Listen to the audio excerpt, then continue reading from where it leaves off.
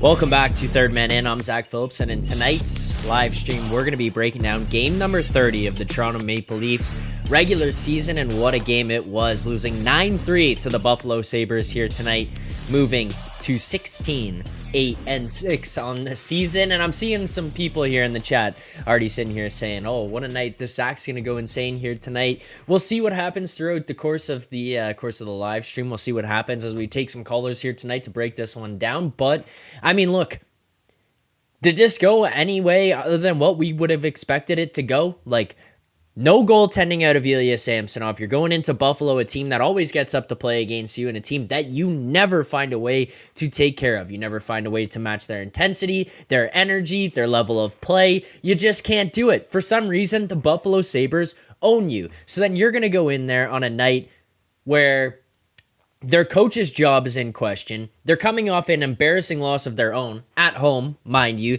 to the Columbus Blue Jackets 9-4. They're going to be getting up to play Toronto. They get asked all morning about the fact that there's no fans that are going to be in the stands here tonight from Buffalo or for the Sabres. They're all going to be Leafs fans.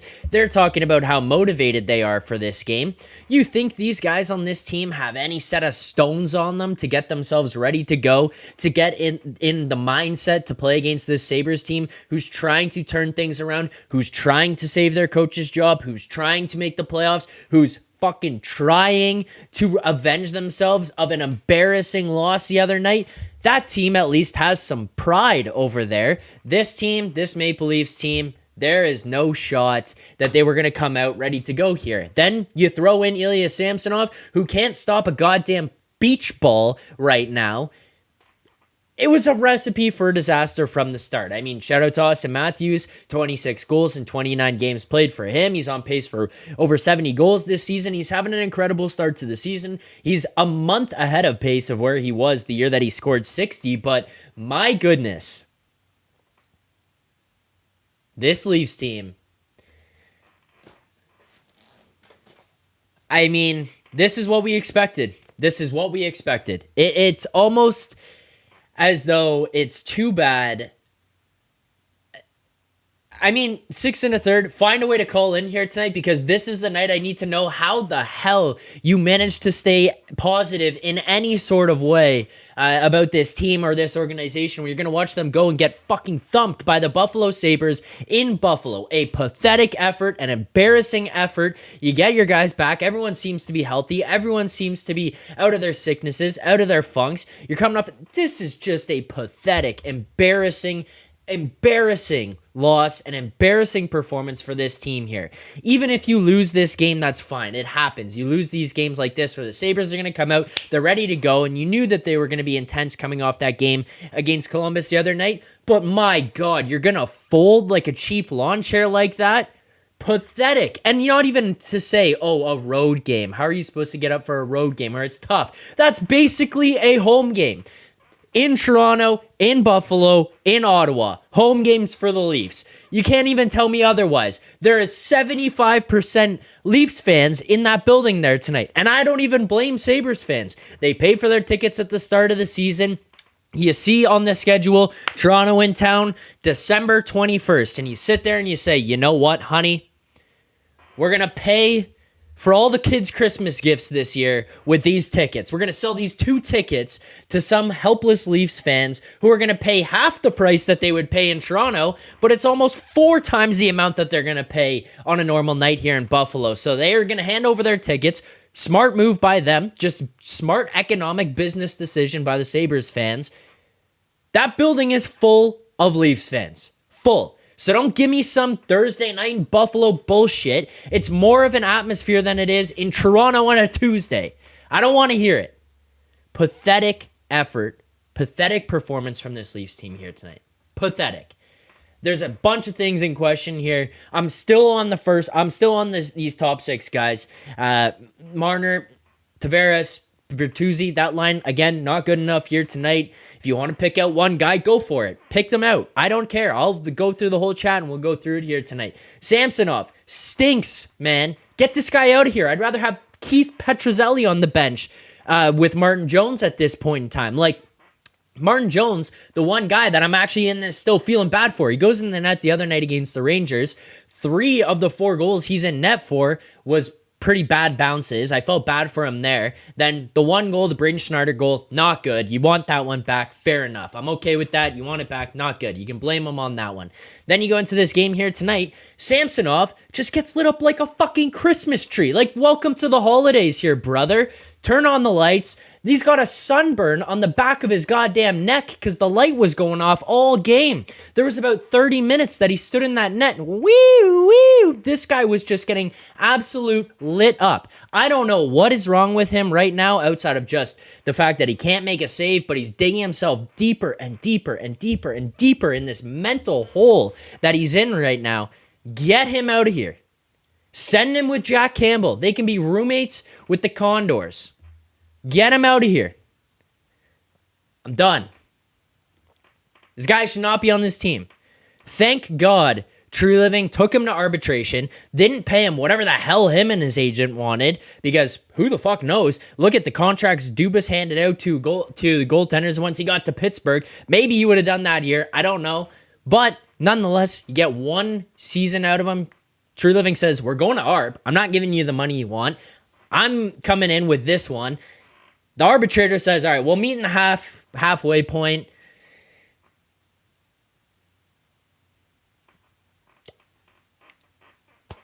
You gotta get rid of this guy. You gotta get rid of him. It's insane. It's insane.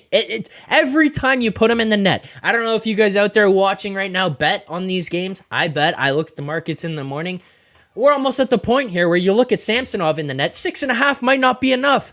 A total of 6.5. We might gotta bump this thing up to 7, 7.5, 8, 8.5. We might be betting alt overs every time I see him on the lineup sheet. The guy's like a men's league goaltender out there who had 8 beers before he went in the net. You look at the 1 goal, it comes from the point from Rasmus Dahlin. He's standing there like this. He looks like what happens when I'm playing NHL online and I accidentally select the goaltender. Don't even realize I'm the goaltender. Next thing you know, guy on the other team's firing a puck. I got no idea the shot's even gone. I got no idea I'm the goaltender. And hell, do you think I know how to make a glove save? God, no. No shot. That's what Samsonov looks like every time he's going in this net right now. It's unbelievable. Unbelievable. And then outside of that, I mean, we're talking about the fact that this guy is just being so pathetic to start this season. I mean, yeah, it's harsh. I'm sorry. He's being garbage, and there's no other way to put it other than he's being garbage to start this season. But then you go into this spot here, the Leafs, outside of really the first period, there was nothing. Like, it's great to have them come in the first period. It felt like there was an opportunity for them to fight, push back, even if they were going to lose this game. Again, I'm fine if you've lost this game. Like, I'm not going to be mad about losing games. It's more about the way you go about losing these games. Did you have an effort? Did you push back? Did you make stupid goddamn decisions? They did all night. Stupid decision after stupid decision after stupid decision, from the coaches to the players on the ice. It was insanity. And then you got a goaltender back there who can't save shit. I don't know.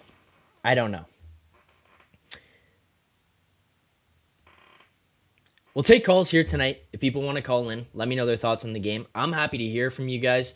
You could listen to me yell and scream. I will yell and scream. I don't want to go too far to the point of just being a complete lunatic. I had to get my opinions out on this one because I just sat there watching this game tonight, boiling over. So I'm down to break things down here with you guys in the chat. I'm down to kind of pick away at some of the stuff that was good, some of the stuff that was bad. We'll break it all down here throughout the course of the show tonight.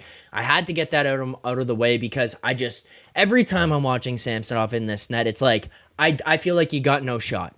And the other thing too, when I'm watching this, is like, you're watching a guy in Samsonov who clearly has no confidence in himself, right? He's got, every time he goes into the media, in the scrum, after practice, after games, whatever it is, and he gets asked any of these questions, you could tell that this guy goes up there and basically is like, I'm letting in the worst goals ever. I'm a complete and utter problem in this net.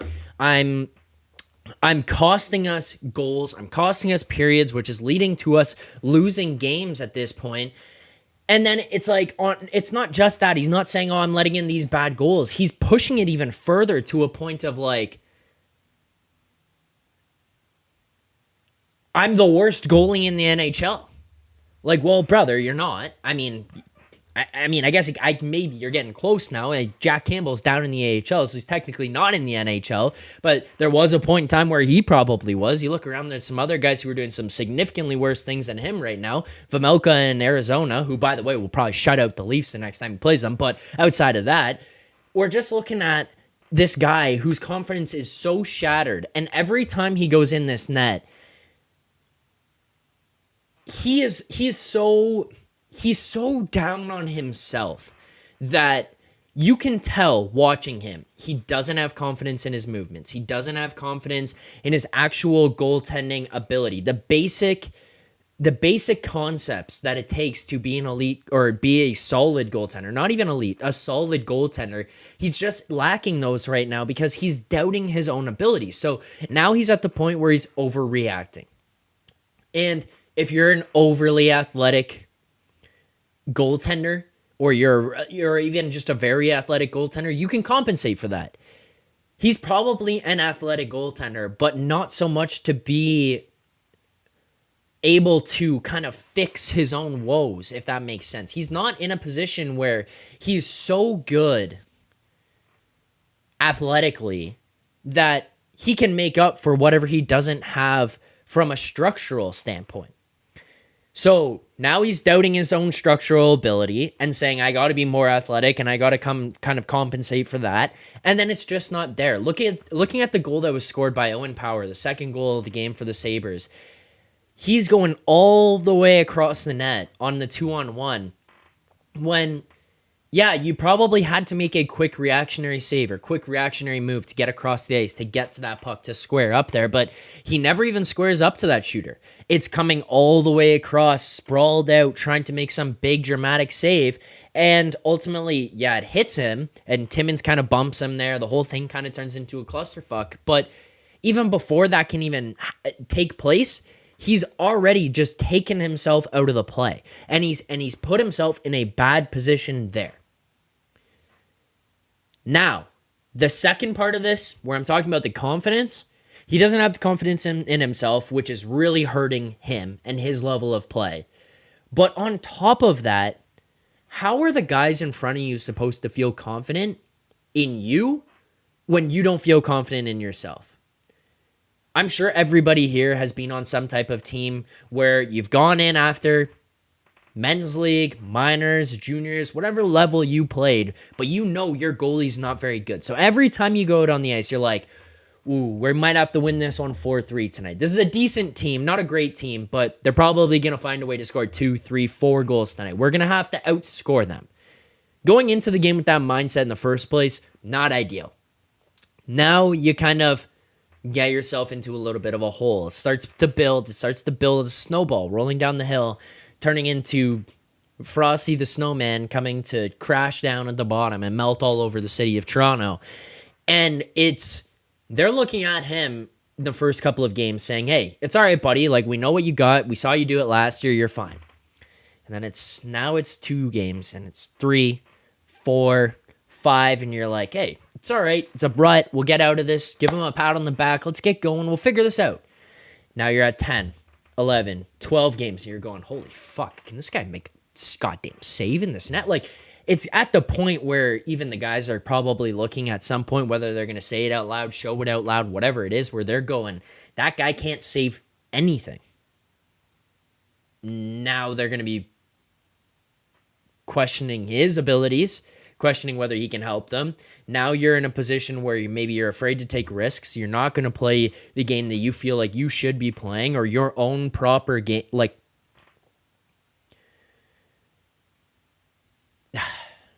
it's tough. It's the lack of confidence from him back there hurts the confidence of the guys in front of him. I think you saw that in Edmonton with Jack Campbell as well. I think we saw that with Jack Campbell to an extent here in Toronto, but he kind of just never got into a point where he could get too far into that downswing.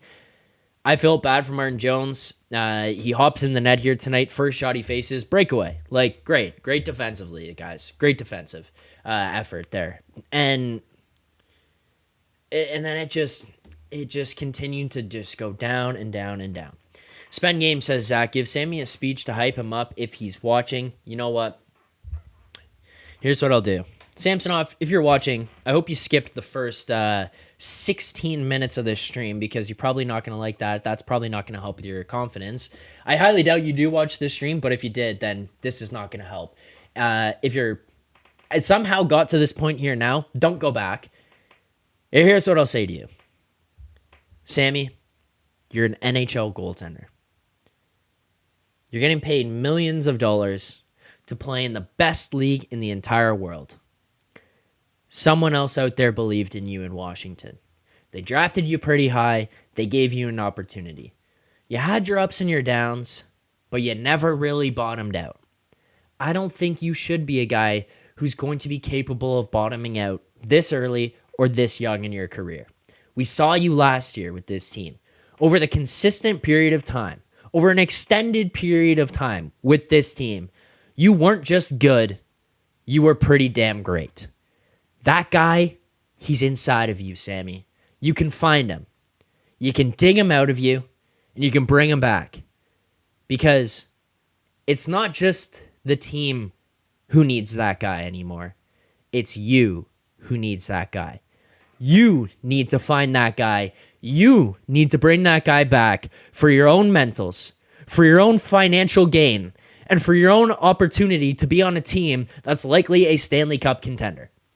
Sammy, you got this. That goalie from last year, he's in there. And he's going to come out. Just don't fucking watch the first 16 minutes of this stream because you're not going to be happy. That's all I got to say. All right. I think I got my rant out. If people want to call in here tonight, you're more than welcome to. I know that there's some people who have already asked me, so I will get links out to them here. Hopefully you have some people in to give me thoughts on tonight's game, general thoughts on the season, this team, whatever it is. I want to hear. Thank you guys. 6 1/3. That was beautiful. Taylor Osler, Sam, you got to find that dog in him. Agreed. Also, very, very valid point here by Phenom. If you're having to give pep talks to your goalie, you're in big trouble. Would probably agree. Also, all-time line here from Handshake Line Respect. This might be one of the funnier comments, just subtly, I've ever seen. Sammy, your worker's visa has expired. Credit where credit's due. That's a damn good comment. So shout out for Handshake Line Respect for that one. I don't know. That's a good one. Also, before we get to our calls here, super chat.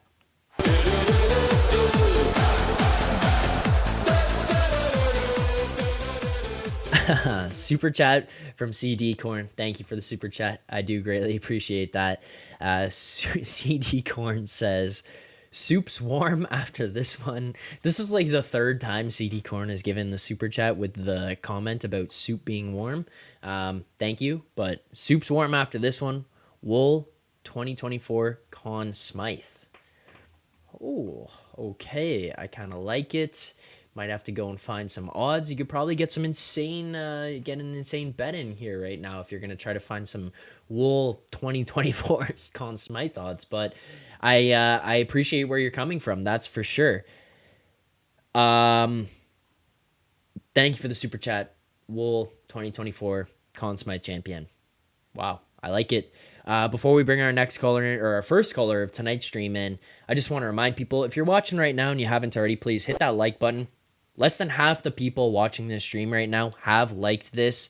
Like the stream, subscribe to the channel, turn on notifications. We're trying to get to 1,000. I think it was Arnav earlier joked about tonight is the 1,000 subscriber stream. I feel it. I feel it inside me. Tonight is the night that this channel, this stream continues to blow back up. So let's get it back there. If you're watching right now, you haven't liked the stream, hit the like button. You haven't subscribed, subscribe to the channel. I do appreciate all the support. Let's get it up. We're just under 100 concurrent viewers, but let's continue to push that past. Send this to somebody who you think would enjoy this content. Send this who you think would enjoy the show. I do appreciate everyone's thoughts and their subscriptions, and the fact that you're spending your Thursday night here while we're all suffering in misery. So thank you very much. Let's get to our first caller of the night. Let's hit the music. We're gonna have to go right to ludicrous speed. Prepare ship for ludicrous speed. All right. He'll help me break all these questions down. So don't you guys worry. I'm seeing a lot of stuff here in the chat, but he'll break down tonight's game, break down our thoughts. Maybe he can get me in check if you guys think, if he thinks I've been a little bit too far out of line. But let's welcome to the show, back here again, the man himself, Alex A. What's up, Alex? Man, it's been a long night after that. But other than that, they went pretty well. But yeah, man, this game's a tough one to swallow, that's for sure. And to go with what you were saying right off of, when you're introducing me here, I don't think you went over line with how you reacted. I honestly feel like the exact same way. I can't even lie to you. Like everything you said, especially about Sammy, like, no disrespect to the guy, but holy, he needs to save something, man. Like, I know, like, brutal. Like he's got to save something, man. A beach ball, like, oh shit, we're out of luck right now, man. It's brutal, and same with the defense too. But still, it's bad, man. yeah, I mean, it's tough, right? Like, it's not even asking this guy to steal wins. It's not asking him to come in here and blow this thing overboard and be Andrei Vasilevsky. We're at the point here now with Samsonov where we're basically asking this guy to just make a save. Like, this is where you're hitting rock bottom on your goaltender. It's to the point where having to ask an NHL goaltender to make a save is just absurd. This is where the Oilers were at with Samsonov. Now, we're not at the point where we were with Jack Campbell and Edmonton, where they're like struggling ahead of him and he can't do anything. But it's like the first period's going on, this Leafs team's kind of in it, and Samsonov stinks. The second period comes out, and all of a sudden Samsonov like left his gear in the locker room. He's looking at his glove like he's got a goddamn hole in the thing when pucks are hitting his glove going in. Like, dude, you're an NHL goaltender. You're supposed to be saving these things. What are we looking at for holes here? It happens to baseball players one in every 362 games or whatever it is, every 2 seasons, where it's like, oh, rips through a hole one time. Buddy, make a goddamn glove save. You've been a sieve all night. You look back to even the Columbus games like we're talking about, Alex. This guy's putting ones in off of his own mask through his legs. He's square to the shooter. It hits him in the head and goes through his legs. Like, you're in a dark, dark place when you're scoring on yourself. I don't know. It's tough. It's frustrating. And we should not be asking a goaltender to make a save. Like, we've been in spots with this team where you're asking your goaltender to, like, yeah, bail us out here. Make a big save at the end. Like, no. Sammy, like, make a save. I don't know. We're in a dark, dark place here, Alex, when it comes to goaltending. As well, I'll hand it off to you because I do want to hear some thoughts on tonight's game. We hit 50 likes on the stream. We're over 100 concurrent viewers. Thank you to everyone who's in here right now. If you're new to the channel, subscribe. If you haven't already, hit the like button. Every 50, 100, 150 likes, bring out the smelling salts. That's how it works. If you're new to the channel, new to the stream, that's how it works. These people in the chat, they're sickos. They want to watch me suffer after Leafs games, after Leafs losses, pathetic performances like this. And then on top of that, they're like, hey, let's like the stream so that this guy can do smelling salts in front of everybody. That's what we do. 50. Thank you for that. Alex, talk to me. What else you got for tonight? Well, like you had said earlier, the beginning of the game, there was some hope. Like, we had some hope, it was a little bit, goals going back and forth. And I'm like, okay, like, Sammy hopefully can wake the hell up. And no, he just didn't. Matthews, he came in and scored a goal as, he's been doing. Like, it's someone like, we complain about the team and we complain about, we were complaining about second line last game. But man, like, right now, it's just, that should be waking the whole organization up right now, being like, listen, like that is not good enough. That is an embarrassing loss. Like, especially the Yeah. Buffalo Sabres who just got blown out. Like they got blown out just like this 2 nights ago. Yes, 2 nights ago Yep. when we were last on stream. Yeah, 2 nights ago. So it's just embarrassing. Like, oh, like you can't start. There's no way Sammy starts next game, and if he does, that's just mind blowing. Because Keefe's the kind of guy who'd be like, oh, let's ride him out and get him going. Like we need to win hockey games here. Like this isn't just, oh, we're building up a young team here. No, like we're trying to win the Stanley Cup, and this is not the kind of team that's going to win a Stanley Cup if you guys are playing like beer leaguers out there. Like holy shit. Well, and to your point, like, we're not, look, it's not panic mode. Like, and I'm not saying this to throw Edmonton under the bus, but Edmonton started very, very poorly, and they couldn't put Jack Campbell in the net because every time he did, he was Ilya Samsonov.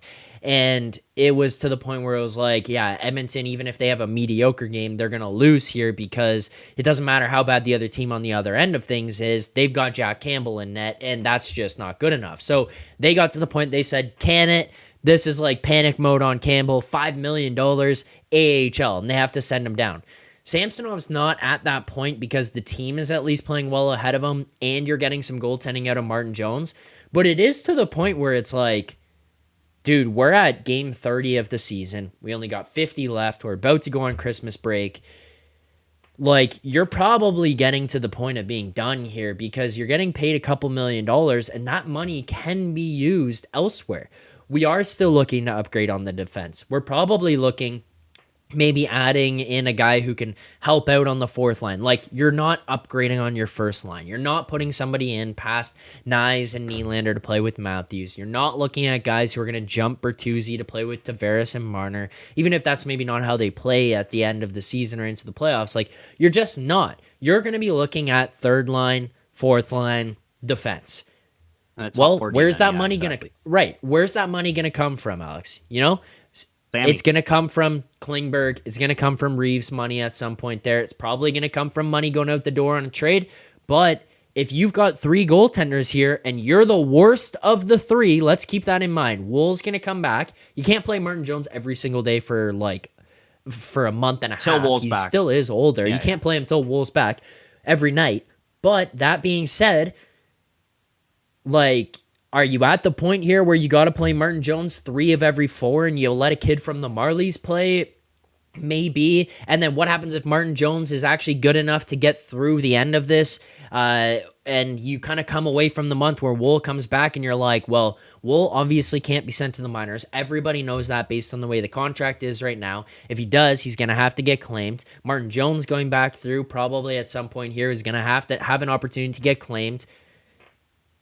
You're looking at a guy there who's the worst of your three, and maybe Wool could be your number one, and Martin Jones is a good backup. He did win 27 games in Seattle, or played 27 games in Seattle last year. Like, he's a guy, actually, I think maybe won 27 games. He's a guy who could be around, be part of the organization, and help you out, especially helping out with a young goaltender and a calm demeanor, especially if you've got 1 year on Samsonov here. I don't know. I don't know, but it feels like we're getting to the point where it's like, Sammy, you can't be here on this team anymore. So he's really got to figure things out because if he wants to be a part of this organization, he wants to get any money in his next contract, things got to turn around, and they got to turn around fast. I couldn't agree more. Like, he wanted more money than what he's getting right now, and he's shown to the world right now that he is not worth that money. And people will say, oh, the defense. Listen, the defense hasn't been perfect, especially in this game, but we've had games where we've had good defense and Sammy's still letting stinkers. And it's like, you're not proving to anybody anything. Like, that's why I agree with you with the whole, hey, we want to make a trade. Like, honestly, I've been saying this for a bit since, Wall started picking it up. I'm like, we got to see what we can do for a backup, but possibly like we trade Sammy, get that cap off the books, and go for a defenseman. Because, like, I don't even think we have I know we have a bit of money because of Klingberg on LTIR, but I still think we need still more cap space to be able to get a guy that's of significance in the top 4 to, make a difference, right? Like, we don't want to just get these bottom pairing guys because if if we could just go for bottom pairing guys, we're not going to go anywhere. Like we need a top Yeah. four guy, at least one.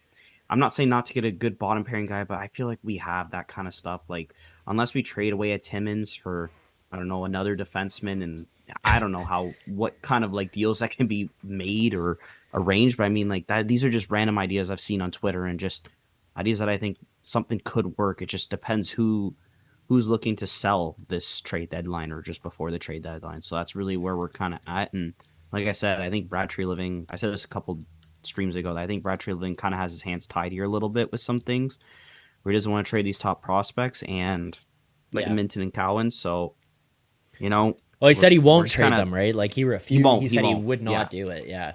Yeah, he refused because Calgary wanted, I think, one of them or something like that for Tanev. And in my opinion, Tanev's great, but he's also not a young defenseman with no term either. So even if he came here and signed, cool. He's an aging defense. He's what, 33, 34? I think he's 33. So like, yeah, I think he'll, yeah. Yeah, and like I know his game doesn't revolve around speed, but you know, you're still going to decline over those years. You're not young anymore. If he was maybe 30, I'd say, yeah, give him a 2-3-year contract, 4-year contract. You know, he should be still effective, but he's 33 years old. He's in the mid years of his 30s now, or he's getting to it. So, you know, we can't be sacrificing something like that. Like we could go get a defenseman with term. I don't know who. Like, there's so many defensemen that people are bringing up from Philadelphia, from San Jose. You know, it's so many defensemen. I'm just not sure who we could go for and who's a realistic target that I think we can like get with what we have in the organization. So Dubas left here freaking strapped. So, you know, fuck Dubas. Like, that's my opinion. Yeah, I mean, look, there was some tough decisions that were made in that with Dubas being here, some tough stuff. I think he did build a pretty good team. He just didn't build a great team. There were obvious flaws, there were obvious holes in the lineup that was constructed, and it was tough for Treliving to make probably the changes that he wanted in the summer. I do stand by that, especially when I'm seeing these articles from dopes online like Jonas Siegel talking about how Max Domi's in a conundrum and stuff. Like, get out of here with tonight's -4 performance. I don't care, because you're looking at one game out of the 30 so far this season. I think he's been pretty good. I think he's a good addition. And to clamor for a guy like Alex Kerfoot to come back here, it's just kind of ridiculous. That stuff. Obviously, we're not in the ideal situation. I still think this team has holes. I think this team has pieces it needs to fix if they're going to get to a point here where they're going to be able to actually compete and win a Stanley Cup. But, I mean, look, I have some faith in Treliving. Part of the reason is because he has traditionally built incredible defensive cores like what he did there in Calgary. He managed to bring in Markstrom, who, by the way, is an incredible goaltender, had a down year last year, but in front of him, great defensive core. I can guarantee you he came in here and looked at this D-core and was like, this is not what I want to enter the playoffs with. He talked about it in the post game, or in the preseason, excuse me. He talked about it in the summer.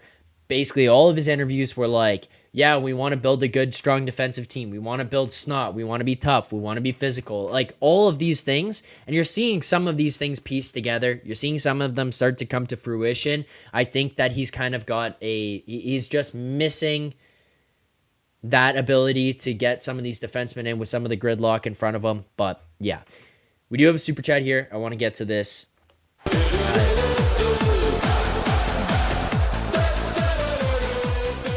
Super chat from JW. JW, thank you for the super chat. I do appreciate that. JW says, you could tell in warmups the guy couldn't catch a puck tonight. Should have been hooked after the second goal and for sure after the third. He's done. And then the patented sign off from JW. Hashtag fire Keefe. Alex, I'll take this one quickly. I don't think there's too much to go on about it there. We talked about the goaltending to an endless amount, and I'm sure it'll continue to come back up here throughout the course of the show tonight for as long as we go. But Look, it wasn't just it was the warm-ups, it was out of the warm-ups. You watch him in the beginning, and even if you just track him, even if you're not a goalie guy, but you just track him, you could tell that the movements were a little bit frantic. You could tell he kind of wasn't trusting himself and where he was in the net, where the posts were, where he was in the crease. You could see all of that. Then pucks start coming in and he's launching out rebounds like you've never seen before. It looks like they're firing them into fucking pads of rubber that are flying back out into the slot, into the neutrals. Like, they're putting them out into primo positions. That's not the sign of a confident, comfortable goaltender who's going to slow things down, calm things down in his own zone. He looked frantic. He looked uncomfortable and unconfident in his own abilities. It didn't look good from the jump. Now, where I do disagree here with what JW's saying is, like, you cannot pull that guy after the second goal. I get that you're looking at this going, this is going to get worse, but contrary to kind of what Alex and I have talked about a little bit here is, like, it is the regular season, right? It is game 30. It's not like you're looking at some game in the playoffs that could have any type of meaning or importance. So you look at the guy and you're like, playoffs, that second goal, you watch him have a shaky warm-up, you know he's being kind of crappy a little bit before this, and then he goes in there and starts like that, you're probably like, yeah, second goal, yank, let's change the vibe, let's change the momentum, get somebody else in there now so Martin Jones doesn't have to sit through 60 minutes of, like, elapsed time, not just game time, but elapsed time before he gets in there. This is like, give him an opportunity to try to bounce back. Give him an opportunity to try to figure things out here tonight in this game. Because the other point to this is, Sheldon Keefe has talked about Samsonov and his play in practice. Talking about, yeah, he's having a great practice. He looks really good in practice. He looks comfortable in practice. Man, he's making some great saves in practice. Guess what? The practice is not a game. And until you're out there in front of 20,000 fans screaming, music playing that's trolling you because it's your own music from your own arena when you win or you score goals, they're up 9-3 playing that with a minute left. Until you're there in that situation, it doesn't really mean anything. You could be the greatest practice player in the world until you get into a game situation. That's where you find out what kind of player you truly are. So you have to figure it out in a game, and yanking him after 2, it's just not going to find out. Get him in there, let him play it through, and then you get to a point where you're like, all right, fuck it, we got to get him out. So you kind of have to let these things play out. That's kind of the only thing where I disagree. The other thing here, I would just say very briefly, Alex, I'm sorry, not trying to get you to just sit there hanging on. But the other thing I'll just say briefly, someone asked me your thoughts on Carter Hart or trade for Carter Hart. That is not happening. Not from a Leaf standpoint, even like they get off or whatever. It is not happening from a Philly standpoint. Philly has made so many mistakes when it comes to goaltending, especially young goaltenders, and they trade them away thinking they're going to get some veteran guy to come in, and then that flops or whatever. They have a good team, and they just screw themselves over with goaltenders in there. Yeah, finally have a young guy who's really good. They're not going to trade this guy. Like, they're just not going to fuck this one up, right? I can't see that happening. I cannot see them trading him. They're in a playoff spot. You know, they're probably not going to go out and trade 4 guys here, but they ain't trading away Carter Hart. I will firmly stand on that. So the haul to get Carter Hart, I think, would be a little aggressive, but that's my thoughts on Carter Hart. I saw it asked. I wanted to get to it. Quickly here, too, as well. I want to remind people, come on. If you're watching, you haven't hit the like button. Subscribe to the channel. Turn on notifications. Any post-game videos throughout the season, break down rumors, injuries, updates, firings, hirings, whatever it is, it'll all be here on this channel, and we'll be doing these post-game shows, and you guys are not going to want to miss them. Whether you're calling in, participating in the chat, or just here to listen to me lose my mind for a little bit of time, hit the like button, subscribe to the channel. I want to get back to 1,000. Want to try to bring you guys some stuff, see maybe we can bring out some merch, get that stuff rolling here on this channel, some special stuff for you guys. But hit the like button, subscribe here. My goal before the end of the stream here tonight is to get 100 likes on this stream. I want 100 likes on this stream. Let's amp it up. Let's get it there. And again, if you do want to call in as well, please send me a message, whether it's on Twitter, Instagram, or if it's in the Discord. I want to hear from you guys there. Alex, this was not all goaltending tonight.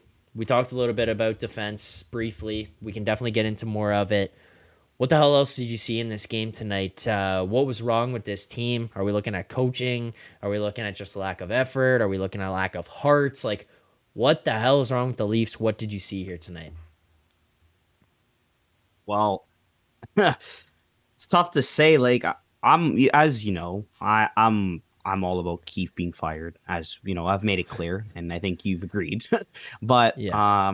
yeah, I think maybe a coaching personnel like change wouldn't be a bad thing, like we've said. I think like it might wake up the players because think about it like this: when you have a new coach, you got to prove to that coach that you know you're deserving to be a first line, second line, third line, fourth line player or whatnot. So like I feel like that could wake up some players and like it gives them less feeling of like safety and like it might even maybe give them a new perspective, being like, all right, new coach.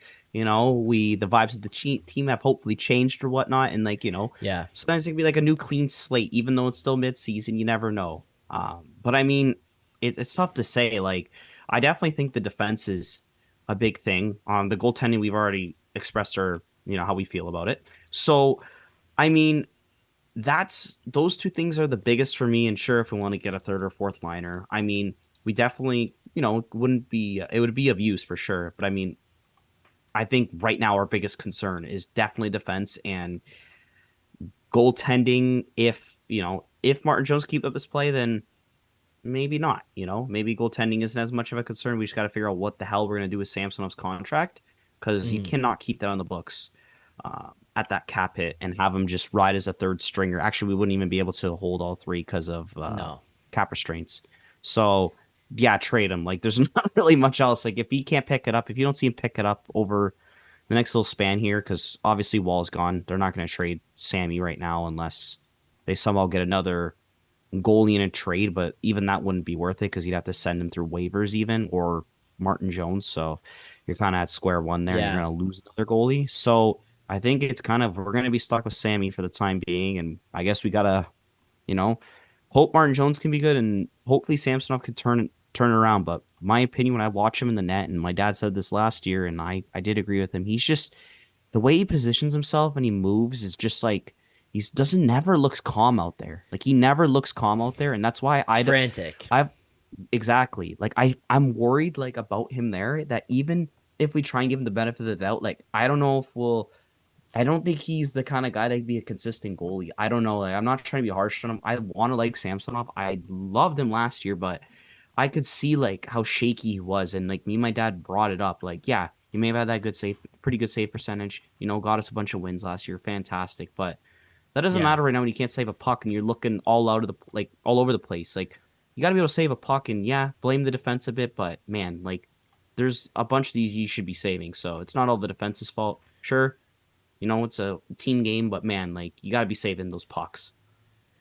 Well, and I mean, as far as the goaltending goes, it's you kind of bring it up there. It's he's going to be the most expensive guy on the goaltending side of things from that roster. And then if you're looking at a guy who's the third stringer and he's getting paid $3 million, whatever it is, then you're into a position where it's like, are we going to hang around this $3 million guy when we've got other options ahead? And kind of the other point to the goaltending is, I'm of a firm belief where it's a luxury to have Vasilevsky, Shesterkin, Ottinger, Sorokin. There's probably ones I'm missing. If you remember them, send them in the chat there. But like outside of like those guys, Vasilevsky, Ottinger, Sorokin, Shesterkin, Saros. Outside of like that handful of guys, which is a very small handful when you consider like let's say every team has 2 goaltenders. You're at 64 goaltenders, and I'm talking about 5 elite guys here. Outside of that, you're pretty much looking at can this guy get hot? And if the guy can get hot, you have an opportunity to win. As long as your team is good enough and that goaltender gets hot. Look at Vegas last year and Aiden Hill. That's a really good Vegas team. The goaltender got hot at the right time. Now, obviously, Aiden Hill's proving himself this year to be a good goaltender or a guy who's at least on still a hell of a run. But these guys are just get hot at the right time, and you don't have to necessarily bank on having a great goaltender. So as long as your goalie's not garbage and costing you games, then you're probably fine. Well, guess who is costing you games right now? Samsonov. Damn. So you're going to look at Wool, you're going to look at Martin Jones. Are they costing you? I don't think so. They're probably going to get the bump ahead of you, and then at what point, like, it's just basic math here we're looking at. You're the most expensive guy. You're going to be on your way out.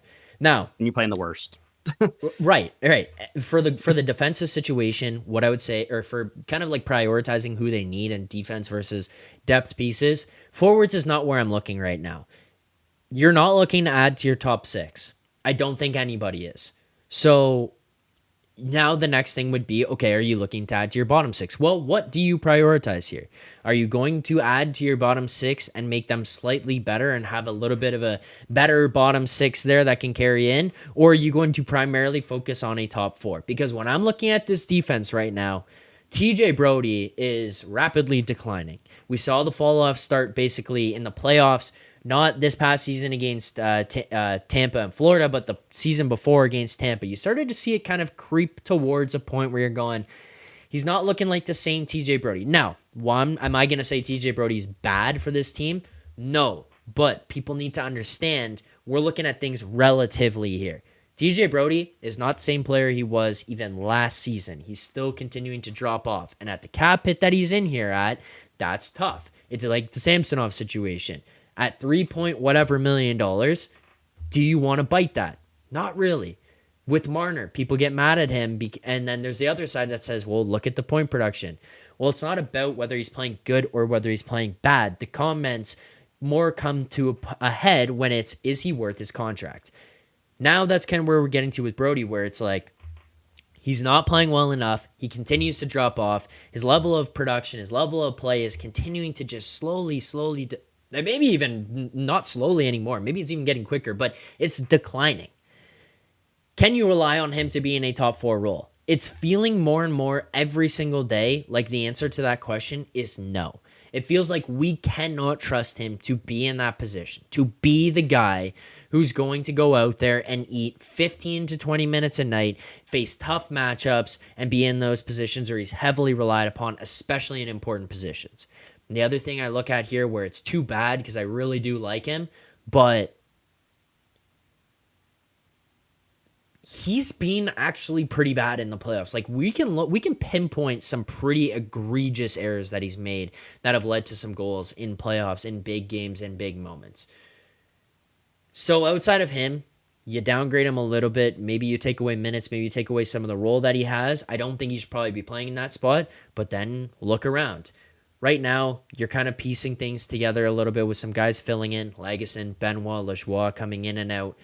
Outside of that, I'm not going to blame those guys because they're kind of just filling in for pieces and trying to make things work. Klingberg being gone, now all of a sudden you have another spot to fill. Giordano is out, you have another spot to fill. But look at that. Giordano comes back. That's a situation where do you want a 40-year-old defenseman eating 15 to 20 minutes a game? I don't want that. And I don't want that for the remainder of 52 games on this schedule and then into the playoffs because I don't even think he can handle that. And I feel like what you're going to get at the end is just a massive drop-off in his production. You need to add to your top four. That's where you go. That's how you improve this team and make some difference. And then, I mean, Alex, I'm gonna put this on you and you can answer this one for me, but do we not still need the top four to just bring something different? Like, I'm not asking for fighting again. I'm not asking for bashing heads in, but don't you need a little bit of balls from them, especially when the going gets tough in a game like this tonight? No, yeah, I agree 100%. I think the whole thing about the defense there and bring up Brody, that's actually a great player to bring up because lately, me and my buddy, we text all the time during the Leafs games and stuff, and he was telling me, like, he's like, yeah, Brody's been so bad, and, like, honestly, like, yeah, he's declined a lot, like, and for the cap hit, like, yeah, he's not playing to that value at all, like, in my opinion, nowhere near. Yeah, he's playing top four, but he's just not looked comfortable there at all, and like you said, the last, like, couple of years he's just been declining, and I think this year you're starting to see it more. Luckily, we are in the last year of his contract, so if we wanted to trade him away, which I don't know if that's going to happen. I know Brad Treliving did let him walk in Calgary, so maybe he gets rid of him. You never know, for something. And, we go from there, because that's cap space too. That's what, 4 mil, 4.5 mil. I don't remember exactly, but it's something around there. So that's more cap space right there. And he's not been that guy. So like, if you could sit there and replace TJ Brody with, just a top 4 defenseman, like, or just even if you want to get like a number 2 defenseman, if you can, in a big trade. But what do we have to trade? Like I've said so many times. So you're kind of like, I'm kind of lost on what we can do realistically with what we, like I said, with what we have. So that's the kind of player that I'd say out of the defense core, that we should trade, if anything, because of how much cap he takes to the cap. And, that could give us a significant like defenseman if we can somehow get a trade that will, land us a decent one for, a major cap hit, like a maybe 4 or 5 million, and, maybe has 2 years of term, and he's 26, 27 years old, and he's in the good years of his career. He's not injury prone. That's what we need to avoid, because Tanev's also an injury prone too, defenseman. Yes, so, very much so. So like, yeah, people are getting so hyped up about Tanev, and that great. He's a great player. I'm not taking that away from him, but once we get Tanev, and then he's just injury prone a bunch, especially with our luck. So, I think we go for a younger defenseman that, has a better track record, like for injury reasons, and go from there. I don't know. I'm sure there's defensemen around the league that we can find. I'm sure there is. I'm sure Brad Treliving's, like I said, been making calls. It's a lot easier said than done, right? So that's why I don't try and harp on it too much. If it gets closer to trade deadline and I don't hear anything, then I'll start harping on him. But, he's got some time, and you don't want to rush something and make a bad deal, and then, we're all going to give him shit, right, over that. So I'd rather him make the right deal and, be able to make moves that, would really benefit this team. Yeah. Well, and I see people in the chat here. I saw Meg says, this isn't the 26 Flames tree. You can't have Brody and Gio in your top 4. One thing I'll say, this is more of an assumption than anything else, but first and foremost, by the way, and when people look at this and say, like, when you're talking about the Kadri trade and trading guys away, and people were pissed off about Treliving coming here or whatever, and talking about trades that were made, Treliving tried to trade TJ Brody on an expiring deal for Nazem Kadri in Calgary. Kadri was the one who turned down the deal because he had a partial no move, and he decided he did not want to go to Calgary at that point in time. He tried to get out of TJ Brody, and he tried to bring in toughness, snot, grit, a guy who can be a depth center in Nazem Kadri. That doesn't work. We end up having to flip Kadri out to Colorado. We all know how that goes. But point being, Treliving tried to attain a guy like Nazem Kadri and that kind of player and bring them into the lineup, bring them into the roster. And B, he tried to get out of TJ Brody once, right? He tried to get out of it. Then what happened when TJ Brody became a free agent? Whether you agree with the ability to let a player, or whether you agree with letting a player walk or not, he let TJ Brody walk. He let him go and sign in Toronto. Like, he was not adamant about the idea of keeping TJ Brody around in the Flames organization. He felt like the cost of Brody at whatever it was at that point in time that Calgary had offered him, or he was asking out of Calgary, was going to be too much. So he decides to move on. Then with Mark Giordano, this is just to a point. I'm not saying he hates these guys. This is more of an assumption or just an observation based on what happened in the past and where we're kind of at with these guys right now. When you're talking about Giordano here as well, he let him go in the expansion draft to Seattle, right? Like, this is another one where it's like he let these guys go. I don't think he's in love with them. He talked about continuously about how he wanted to improve the defense. We heard a lot of smoke, or we saw a lot of smoke at the beginning of the season when he was first here, that TJ Brody could be a part of trades going out to open up cap space or to bring other players in or whatever it might be. So it feels like that has been there. I don't know. I feel like there's going to be improvements coming to this team. I feel like there's improvements still coming to this roster. I'm not really out on Treliving. I think that this is going to continue to improve. I just don't know who it's going to be because I don't know what the cost is. I don't know if the Leafs have the assets to get it done.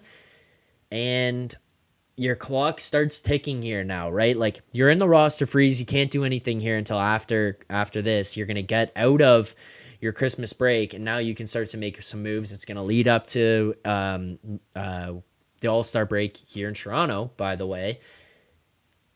Then you're getting closer and closer to that trade deadline, and every single day that passes, deals become more and more expensive. And it kind of reaches a teetering point where it's like, you're at it now, you could pay a little bit of a premium to get an extra couple of games or an extra part of the season out of a certain guy.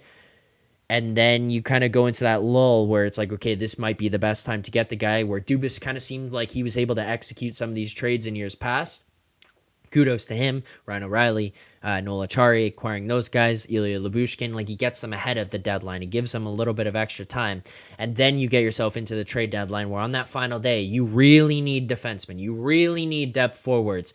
Guess what? Those teams that you're calling, they know you need those. They know you're a contender. They know you're calling for a reason. So that price goes up and up and up and up. And if that team's not desperate to move on from a guy, at some point in time, that valuation just goes through the roof, and you cannot and should not be paying that anymore. A question here in the chat. Jeff McBride says, hey, Zach, should I drop Samsonov in fantasy hockey? Asking for a friend. Jeff, we're in the same league. I would advise you specifically, to keep him. Keep him in your rotation. Jeff, if it's not in the league that we're in, get that fucker off your roster before this stream ends tonight. And go find someone else. Anyone else. I don't care who it is. Go find someone else. What else you got here, Alex? It's honestly, it's just hard to elaborate on much. Like, it's like I said, I think we've expressed, what we think teams should do here.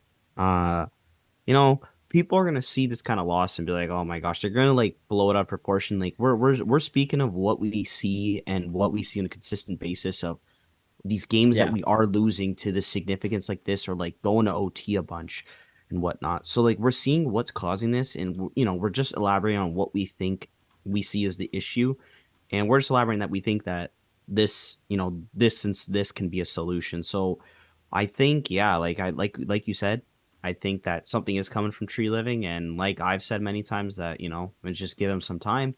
And, I do think it needs to be before the trade deadline because of how this is looking.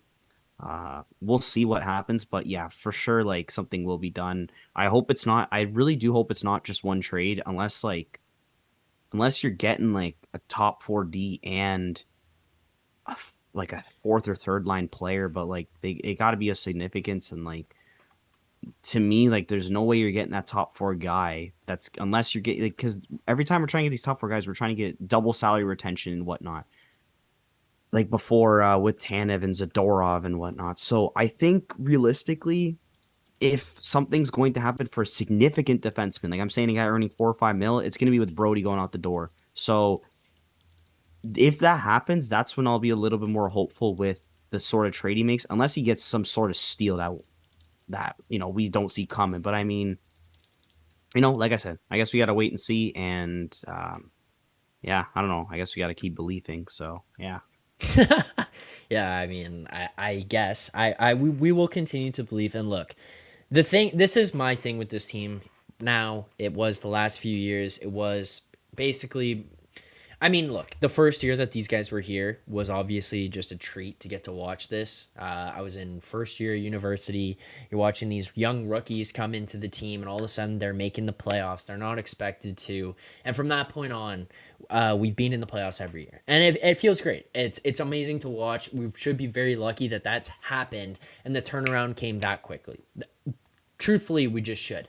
But the other problem here is that at some point in time, the switch flips, and you're no longer just content with playoffs. I know people in the chat are. I'm not trying to offend people, but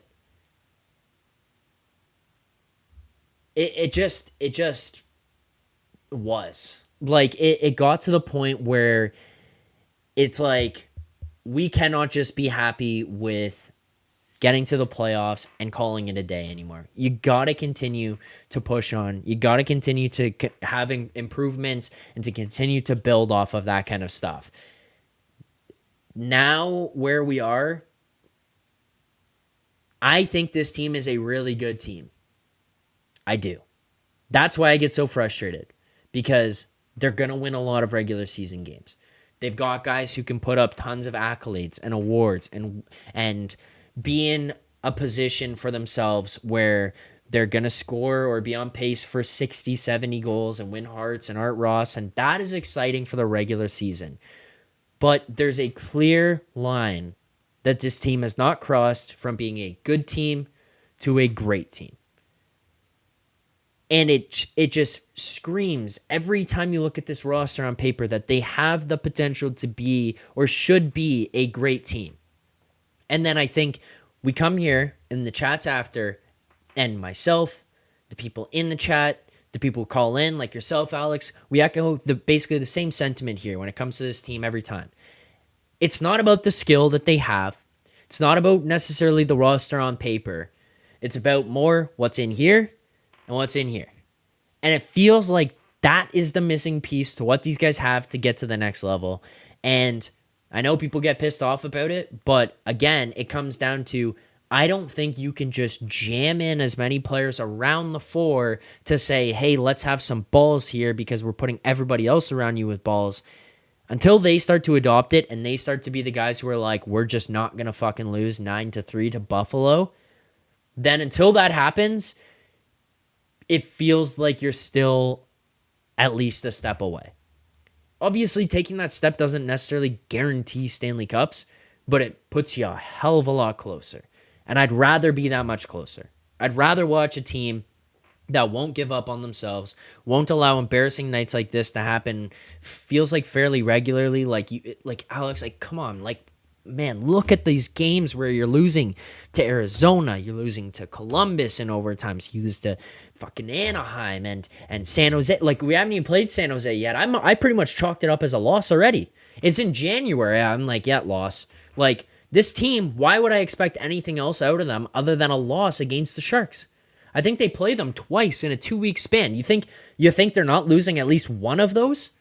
Like, I can't see that. They're losing one or two, for sure. Right. And yeah, Chicago. And look, again, to people watching this back after, if you're new to me, new to the channel, whatever it is, as well, hit the like button, subscribe here to the channel. We're 20 likes away from 100. But if you're watching this for the first time, watching this, it's like, yes, good teams lose to those teams. I'm not saying they don't. Great teams lose to those teams. It happens. The problem here in Toronto is the frequency and how every single person in the entire city and every person in the media and every person outside of the city and not fans and people who hate this team know what's going to happen. Like, Alex, tell me you woke up this morning and said, you know what, I think the Leafs will win tonight. You hope they'll win, but tell me you woke up and thought they're going to win tonight. Yeah, I can't sit here and say I believe they're going to win. It's Buffalo. They had a bad game. We always play down to our opponents, like I said at the end of your last stream. So, right. Yeah, I couldn't agree with you more on that, for sure.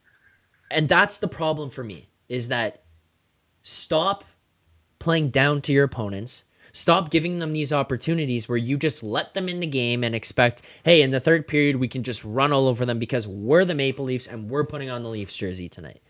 Enough of that. You cannot rely on that.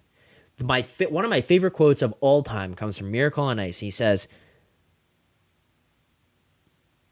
you cannot win on talent alone. Like, hard work beats talent when talent doesn't work hard. Gentlemen, you do not have enough talent to win on talent alone. This team has enough talent to win most nights on talent alone. Most nights. Not every night. Not in the playoffs. Definitely not in the playoffs. So when you're going to go into these spots against these bottom-feeding teams who just want to beat the piss out of you because you're the big bad Maple Leafs and you got all the media attention and you roll through there and everybody's asking them about their season and about what it's like to play the Maple Leafs and play in Toronto. They want to go out there and beat the piss out of you. And you just don't seem to care. Teams like Colorado, Tampa, Vegas, Florida, they're going to lose these games. It happens. but it's not to this frequency. And it's not this predictable. That's the problem I have. Everyone knows. Everyone knows you're going to lose these games. Hard work beats talent when talent does not work hard. Gentlemen, you don't have enough talent to win on talent alone. Alex, you've been on here for a long time. I do appreciate you doing this. I'll let you get out of here. But before I do, we got one thing to at least get to. I'll do one segment with you here before I go off and just read through chat and rant on my own before you head out. I feel like I still got a little bit ahead of me. So if other people want to call in as well, please feel free to send me a message. I'm happy to have people. I think this is the highest concurrent viewers we've had on a stream so far here as well. So I do appreciate that. If you're enjoying the content, hit the like button. We're at 84. Let's get to 100 here now. But Alex, let's do our play of the game.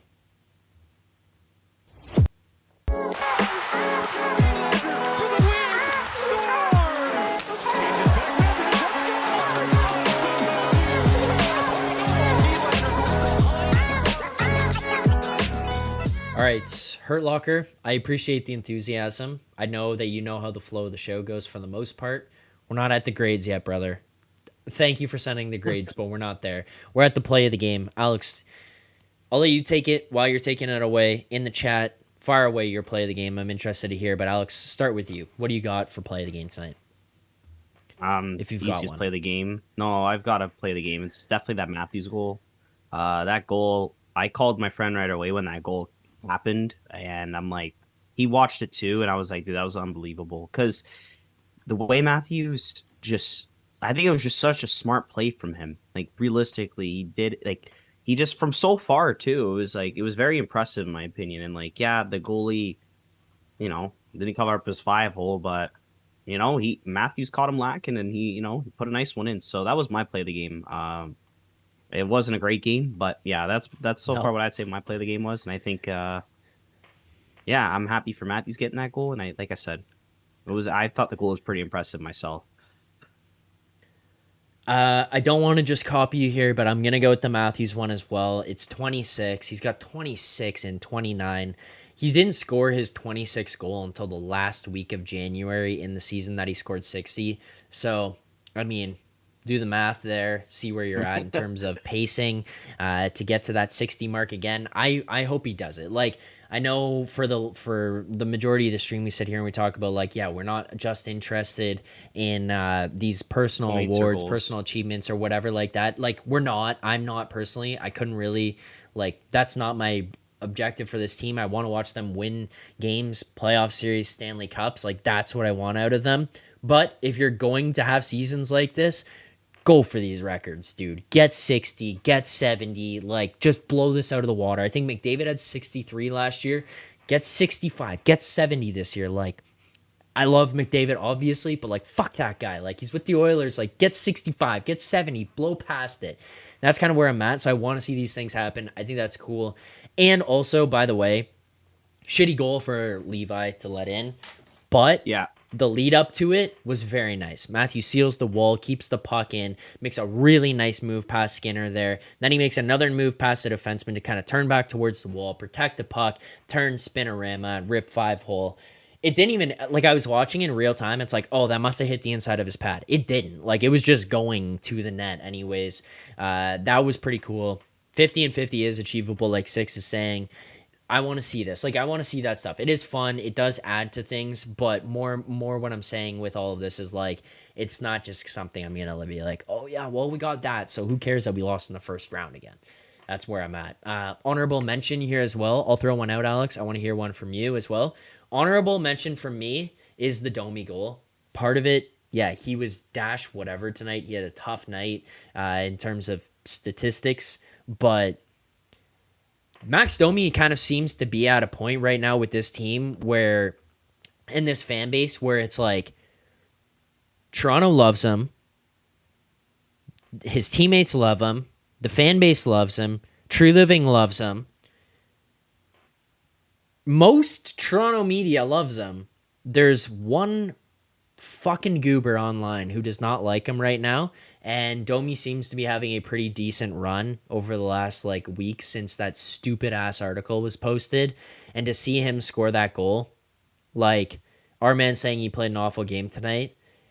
He didn't really play very well. I'll say that. I would agree with that. But for me, because of how annoyed I've been with said writer in Toronto here, to see him score the goal, I'll take it. I'll just wipe everything else off. Honorable mention, shout out that bar down goal from Max Domi, and flip off the writers from that other specific network here that seems to dominate Toronto and walk around with their tail between their legs after their fearless leader left Toronto to go to Pittsburgh. That's my honorable mention. Do you got any, Alex? Do you have any honorable mentions for us tonight?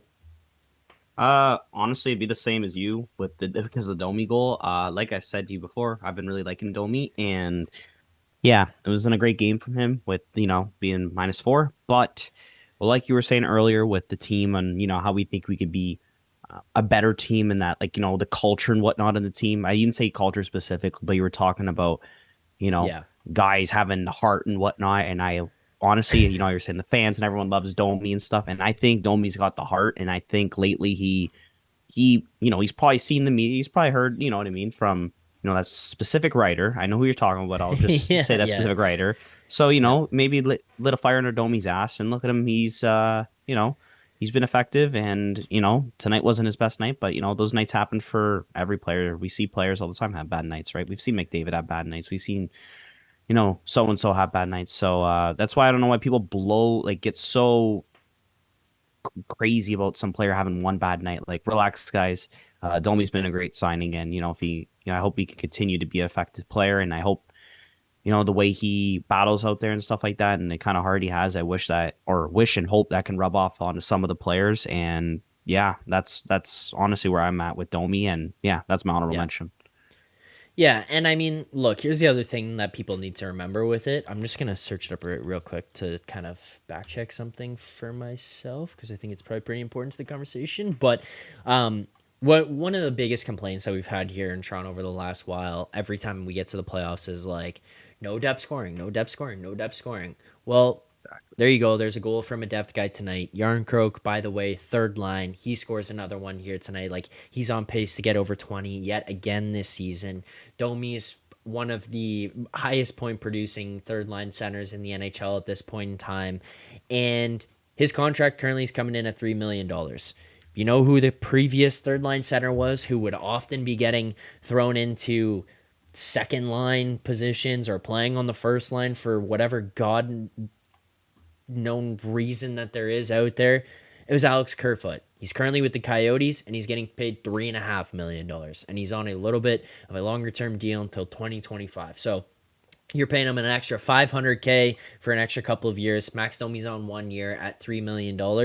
And as far as, I don't know why I just closed that tab, as far as point production goes, Kerfoot not really in the same vicinity as Domi for a guy that was playing top six a lot, right? Like, minutes wise comparison, Kerfoot 31 games, 17 points. Max Domi 30 games, 18 points. One less game, one more point, $500,000 less. And by the way, he's kind of got a set of balls on him. So I'll take that.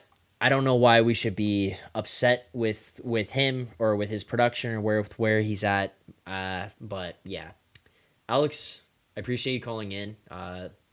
As frustrating as this game was, this has been a pretty fun call. So thank you for doing this. Thanks for sitting here with me. Before I let you go, any final thoughts, any predictions, any hot takes? Because I think you're over right now. So I think whatever prediction you throw out next might just kill somebody. Who are we versing next? Do you even know? I haven't checked the schedule, to be honest. Columbus, of course, in Columbus on Saturday. Well, better performance than we did last time. I'm hoping they'll bounce back. I'm gonna be hopeful they'll bounce back, as delusional as this sounds. What am my prediction? I think Matthew's gonna continue his goal streak, especially against Columbus. He'll pot 2 against Columbus. I'm not gonna predict a win because I don't know. But I'm gonna predict Matthews to score 2 goals. I know I've been riding Matthews hard, but I mean, He's been killing it. So yeah, I'm gonna say Matthews 2 goals and Domi's gonna have 2 assists. There you go. Those are my two predictions. Or my hot takes, I should say. Or So if I'll you're call a them better predictions. out there, bet parlay Matthews, no goals, Domi, no points. Based on Alex's track record these last 2 games. Yeah, honestly, yeah. After every time I predict on here, it's brutal, and then when I'm in real life and I never talk on the stream, it's always my predictions usually hit. Like today, I said Matthew's going to score before the game, and he did. And like I told you, the Vancouver game, I said Robertson and Knies were going to score, and they both did. So I don't know. I'm always unlucky with that. It's either I hit it or I'm just completely off. So never in the middle. It is what it is. But Alex, thank you for doing this. I do appreciate it. Thank you for taking the time to call in here tonight. Thanks for giving your thoughts on the game, handling the chats, giving your play of the game. I do appreciate it as always. I don't know if I will be doing a stream on Saturday night. I'll let people know probably on the day of. I'll fire that into. If you're subscribed to the channel, you'll see it in the community. I'll make a post. I'll try to do something, but I don't know if I'll be doing a post game there on Saturday. So if not, Alex, happy holidays. I appreciate you calling in, and look forward to seeing you after that. Yeah, for sure. Love to tune in next time, and yeah, have yourself a great holiday, Zach. If I don't talk to you Saturday. Sounds good. See you there, Alex. Appreciate you calling in. There you go. There is our first and only caller here of the night. We do appreciate everyone who takes time to do this. Let's get to some of the chat here. We got through calls. We got through some of the super chats. I do appreciate that. We're also 11 likes away from 100. I don't want to finish this stream here tonight until we get to that 100. So hit the like button. Hit subscribe. I want to get to 1,000. I'm going to get greedy here ahead of the holidays. I told you guys 1,000 subscribers, 100 likes on this stream. Like these are the goals. These are the goals. What are you if you're not going to set goals and try to achieve them? Come on, let's do it. Like we're looking for Stanley Cups out of the Leafs. They got goals. I got my own year. 100 likes on the stream, 1,000 subscribers. Subscribe to the channel, hit the like button, turn on notifications so you get notified every time we go live, every time post games happen, every time videos come out, any of that kind of stuff. Hit the like button, subscribe here to the channel. Come on, let's bump things up. I do appreciate all the support. Appreciate everyone who came over. We did hit the highest concurrent that we've hit here on this channel so far. So thanks to everyone who tuned in. But let's fire through the chat here. I want to see where people are at, what people's thoughts are. Doing it for fun. 888. Play Jones the next 5 games, see if he's any good. My only disagreement with this would be when it comes to Martin Jones, he is older. Like, you cannot just fire these guys out game after game after game. Mind you, you're going to get the game against Columbus on Saturday. You get a little bit of a break until I believe the 27th. So you're going to go 23, 27. You get a little bit of time in between there, but then it's like, are you really going to stretch this out into 3 more games after that? Especially after he played almost half the game here tonight. I'd rather not with an older guy and kind of test his health, test his abilities. I don't want to push it. Like, yeah, it's great that he's playing well, ride the guy while he's hot, but let's not push it. Let's not put him into a spot where he's just going to be in a complete and utter jam. Phenom, I agree, Sam. He seems like a decent person, but if he's willing to speak publicly about being down on himself, that's just bad. Yeah, I mean, we obviously want better for him. I want him to have things turn around, not just for the team's sake, but obviously for him, because it's tough watching a guy get up on the podium and stand in front of reporters every single day and have to talk about how bad they are and like how disappointed themselves they are and like all this kind of stuff. It just gets depressing for everybody involved, and you want the best for the guy and you want things to turn around. Like, Washington says, yeah, we don't want him. The Leafs jump in and take him. He has a good season last year, but Treliving kind of was at the point where it's like, yeah, I don't know if I trust this guy. And it feels like that might have been the right call. And I don't know if he's having a hard time performing because it is a contract year or if this is just because this is who he is. But regardless, I think one way or the other, Treliving kind of weeded that out with that 1-year contract. And it's tough, but I want to see things turn around for him, and I don't want to have to watch those sad post games anymore. Jeffrey Curry, anyway, kids, whilst this core is in place, this team goes nowhere. Said it years and years ago. Why? No guts, no glory. I mean, personally, myself, I'd rather that this core just figure things out and kind of digs down deep and finds it within them to be those kinds of guys. It took Ovi a long time in his career to get there, but he did it. Backstrom, Kuznetsov, those guys figured out how to do it as well. They figured it out. They got it done. They won a Stanley Cup. Now, obviously, in Toronto, it feels like this team is a team that could win more than one, but let's fucking just get one, boys. It's been 67 years, and it's like these guys, you hope that they have it at least inside of them. And if they don't, this is why I ask so much of these guys in the regular season, where people get pissed off and be like, well, they score so many points. The problem is that each year that you go and you learn lessons in the playoffs, you're not just learning lessons as the players being like, oh, this is how you play in the playoffs. Like, at some point, by the way, stop fucking learning and start putting it to use, because you can only fail grade 5 math so many times before they say, all right, you're on the short bus. Other than that, like, it's not like they just keep putting you in over and over and over and over and over again, and then finally get you out of there. They kind of say, you can go to a different program and we'll kind of advance you on that way.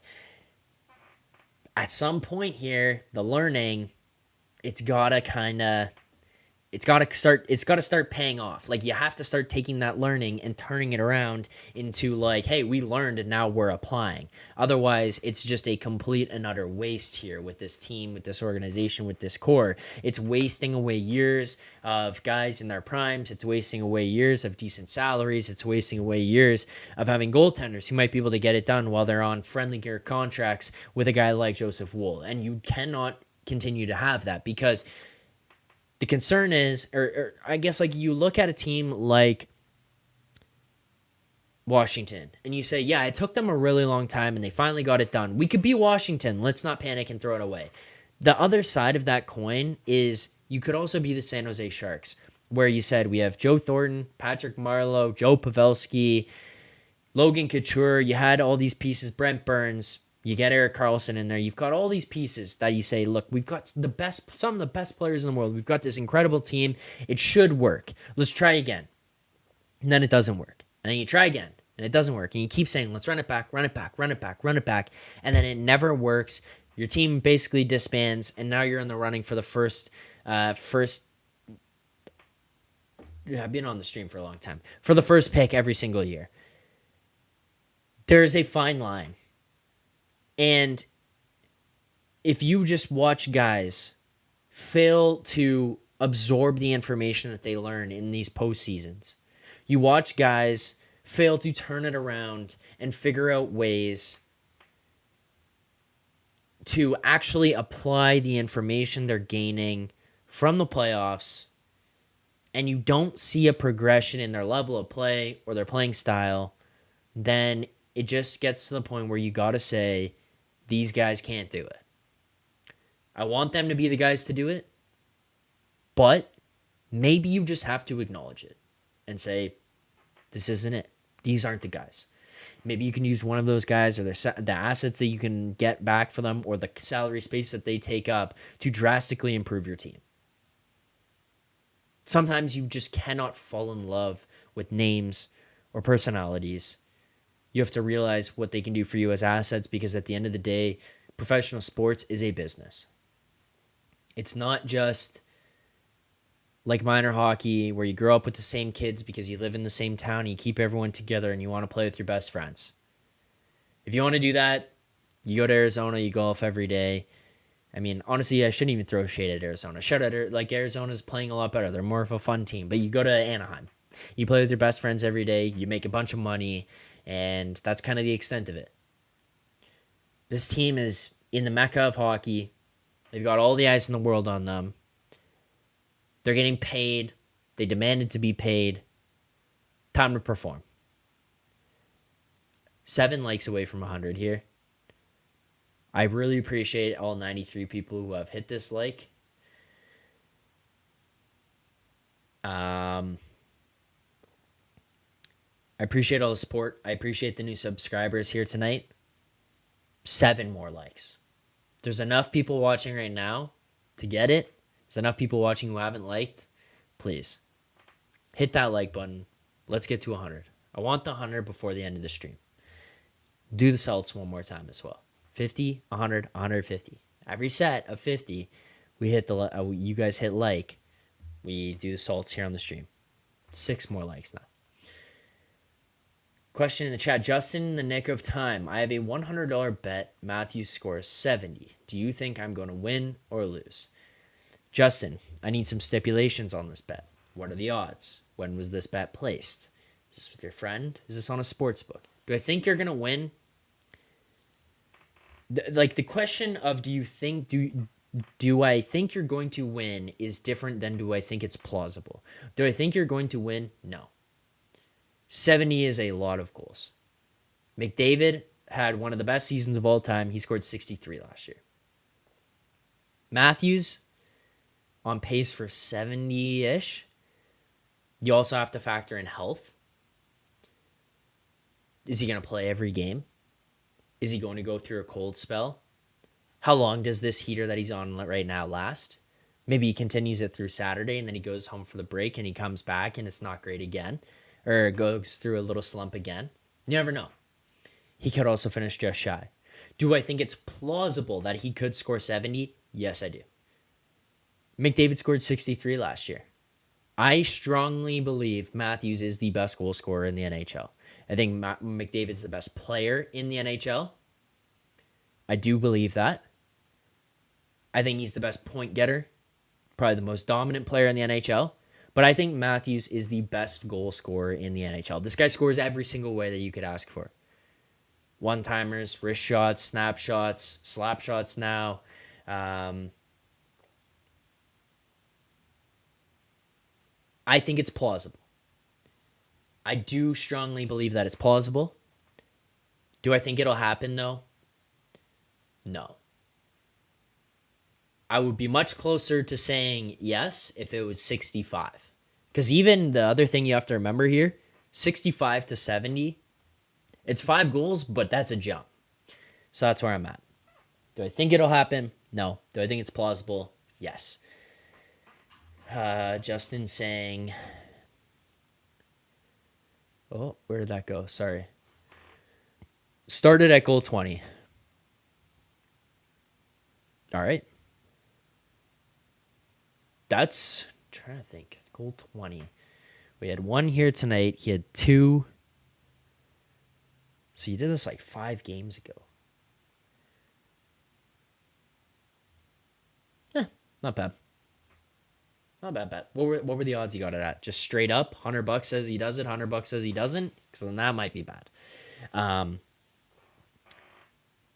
2 likes away. 2 likes away. I'm going to hang out here until you guys get it. 2 likes away. Hit the like button.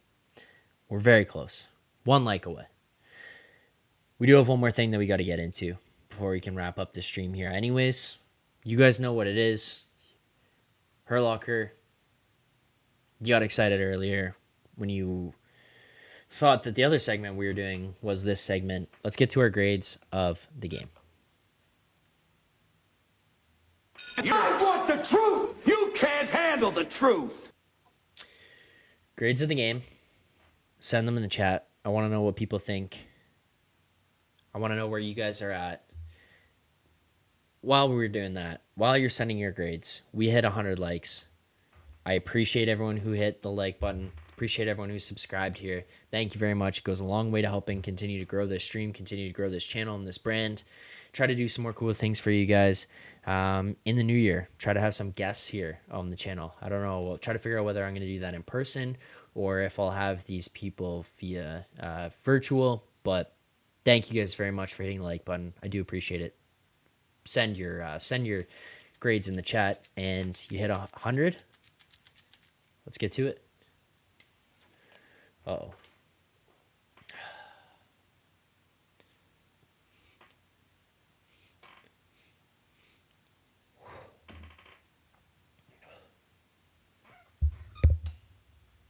Tough. Little extra for you guys. All right. Grades of the game.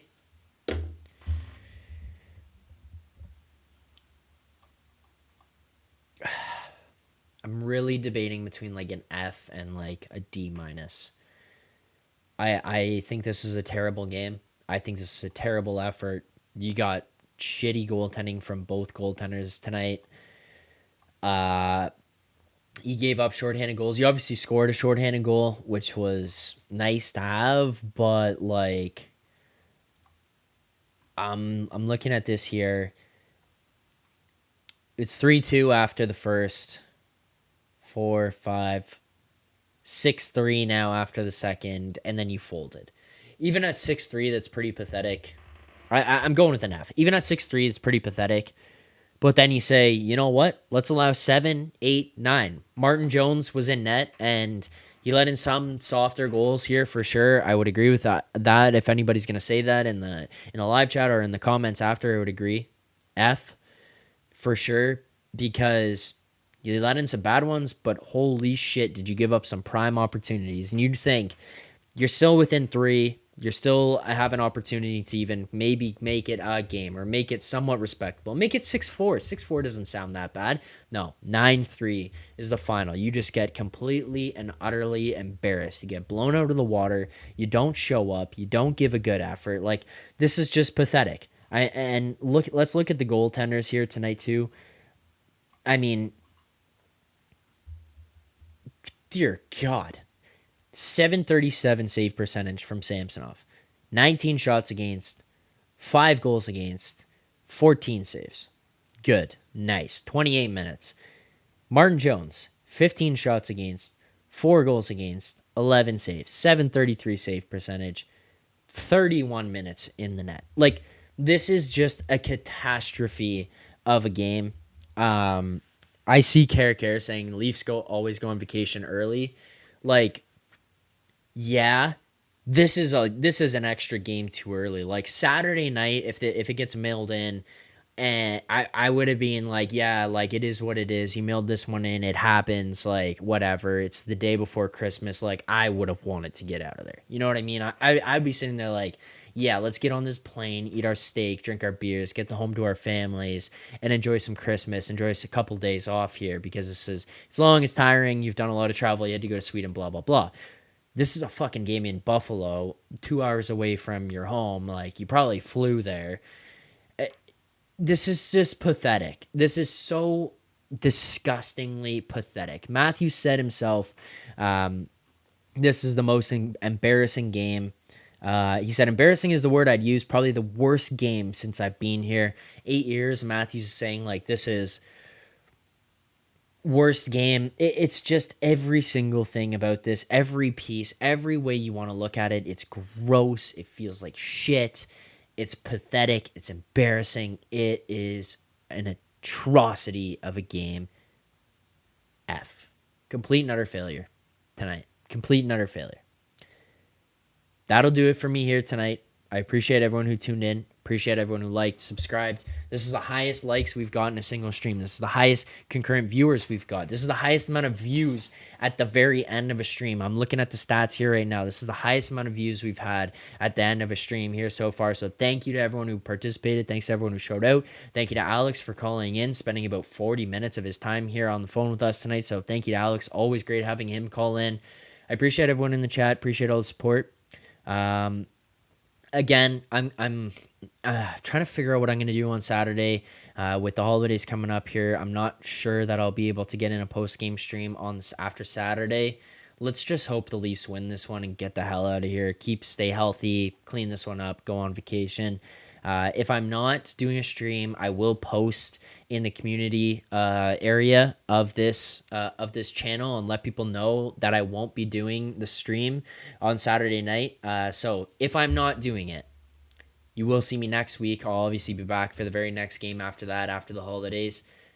Enjoy your holidays. Stay safe. The final thing I'll say to people, holidays often for a lot of people are a lonely time. If you are somebody who needs help, needs to reach out to somebody, is feeling lonely, whatever it is, please reach out to me. You can do that in the Discord. You can send me a message on there. You can do it on Twitter at Zack Phil, ZackPhill. You can do it on Instagram as well at Zack Phillips, ZackPhillips_. If you are feeling lonely during the holidays, reach out to me. If you need somebody to talk to, reach out to me. Nobody should be alone at this point. Nobody should be alone ever, but nobody should definitely be alone during this season. So thank you to everyone who tunes in. Thanks for always being there for me and in this chat and as part of this. But if you guys do need somebody, reach out to me. Don't be afraid. Thank you for all the support. That will do it for tonight's stream. Happy holidays. Merry Christmas, everybody. This has been game number 30 of the Toronto Maple Leafs regular season against the Buffalo Sabres, losing this one 9-3 here tonight. God damn, an embarrassing loss. That is a tough one. Thank you to everyone who tuned in and stuck with us. I do appreciate it. The Leafs moved to 16-8-6 on the season. That'll do it for tonight's stream. Look forward to seeing you guys soon. And as tough as this one was, as always, keep believing.